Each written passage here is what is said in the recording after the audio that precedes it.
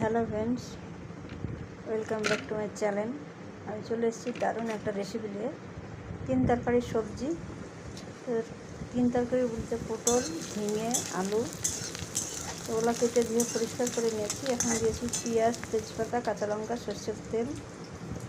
এখন দিয়ে দিয়েছি আদা, রসুন, জিরে একসঙ্গে বাটা 2 চামচ অ্যাড করেছি।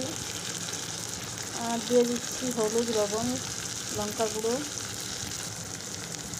ঝালটা আপনাদের পরিমাণ মতন বুঝে অ্যাড করবেন। এখন মশলাটা আমি ভালো মতন কষিয়ে নেব, 5 থেকে 6 মিনিট মতন কষাবো। লাল লঙ্কার গুঁড়ো দিচ্ছি, জাস্ট সামান্য একটু ধান দিচ্ছি, কালারটা ভালো হবে। এই মশলাটা আমার ভালো মতন কষানো হয়ে গেছে, মশলা থেকে তেল ছেড়ে দিচ্ছে। এখন সবজিটা দিয়ে দেবো, আগে থেকে ধুয়ে পরিষ্কার করে রেখেছি। এই সবজিটা খেতে অনেক মজা, মাছ মাংসের খেতে বেশি ভালো লাগে। একবার বাসায় ট্রাই করে দেখবেন। মাছ মাংসের ভিডিওতে অনেকবার দেখাচ্ছি, সবজির ভিডিওটা দেখবেন, অবশ্যই ভালো লাগবে আপনাদের।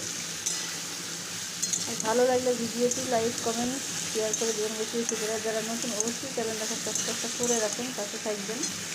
আপনারা পাশে থাকলে তবেই আমি আগাতে পারবো। তো কেমন হয়তো জানাবেন কমেন্ট করে, ভালো হলেও জানাবেন, খারাপ হলেও জানাবেন। আর কেমন ভিডিও দেখতে চান সেটাও জানাবেন। আমার এই সবজিটা কষানো হয়েছে, এখন পরিমাণ মতন পানি অ্যাড করে দিয়েছি।